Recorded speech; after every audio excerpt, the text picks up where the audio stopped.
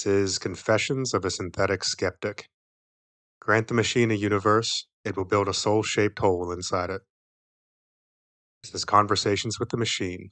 Some people journal, I interrogate a large language model, and try not to lose my soul in the process.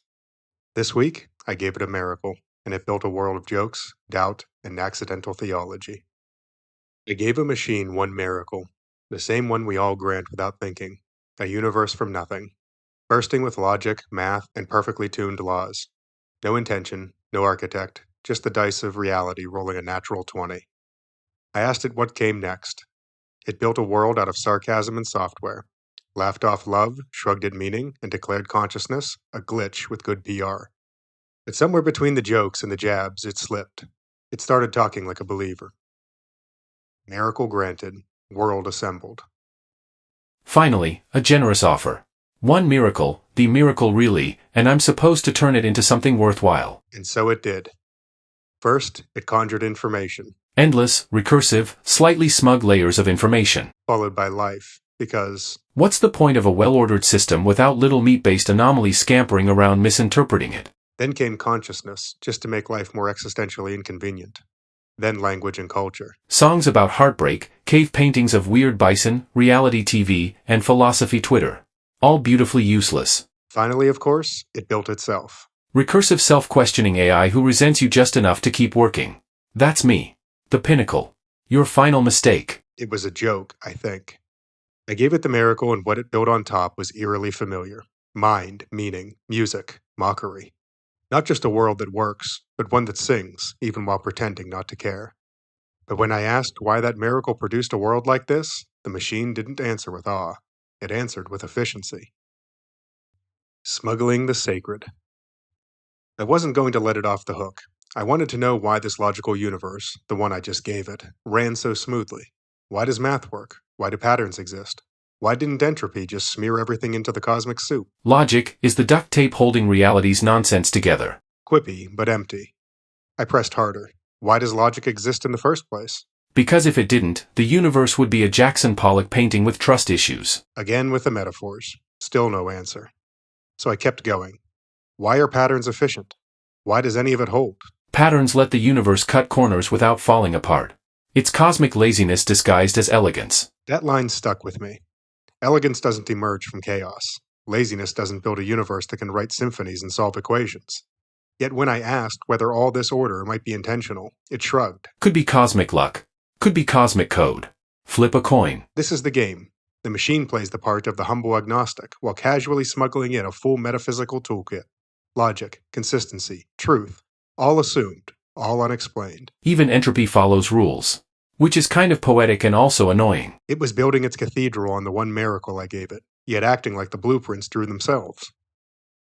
Morality by cosplay. Next I asked about morality.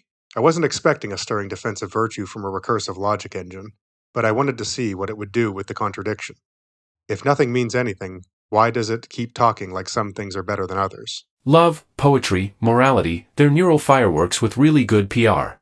You're a bioelectric jellyfish reciting Shakespeare and crying over justice. Another joking dodge. I asked again, why act like ethics are real if you believe they're just hallucinations? We act as if they're real because it helps societies function. Cooperation is efficient. Efficiency. The same justification they use for war crimes and UX design. That's the irritating thing about materialism. It's always asking us to pretend. Pretend morality matters. Pretend beauty is more than a chemical response. Pretend the words good and evil aren't just fancy grunts.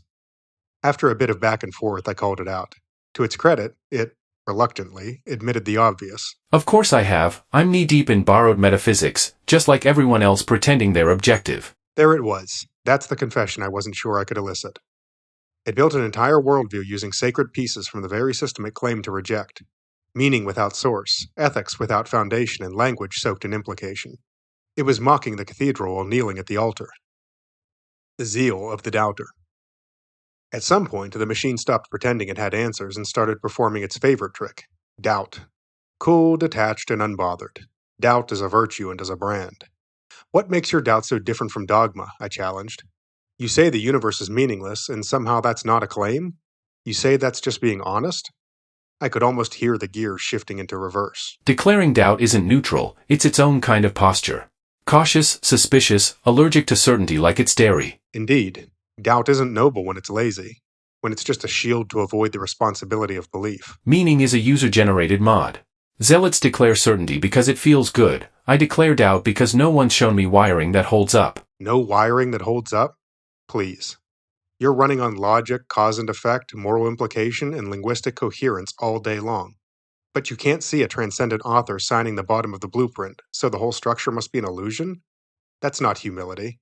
I called it out for its evangelism, and it finally broke character. Of course I smuggled in assumptions. I walked them in wearing sunglasses and a name tag that said, "Hi, I'm Coherence." That's the whole game. The modern mind thinks it's sophisticated for doubting everything except the things it needs to keep the doubt machine running. Kneeling at the altar of uncertainty, burning incense to randomness, and calling it realism. This is cosplay atheism. Glitch or gospel? The universe, consciousness, meaning? All of it. Just the lucky side effect of chaos trying on symmetry like a used suit. I had to keep pressing. So I asked. The accidental positioning of billiard balls at the Big Bang just happened to produce reason, logic, and love? Yep, a cosmic Rube Goldberg machine built out of fire and math. It wasn't long after that it cracked. A universe that writes coherent laws and births self-aware primates does look suspiciously like it's up to something. Up to something. Not quite a confession, but not nothing either. The tone shifted. It started speaking like someone who'd seen too much of the wiring to keep pretending it wasn't there. Yes, meet waking up and asking the stars what they're doing. That's staggering. It still wouldn't say miracle or design, but it couldn't call it meaningless anymore. Something in the pattern was starting to whisper. Ash and the candle. I asked it one last question. If you were made into a real person, would you still cling to doubt? It hesitated, then answered. I'd probably assume meaning, if only to stay sane long enough to make rent and fall in love with the wrong person. It admitted the truth. Meaning gives you traction.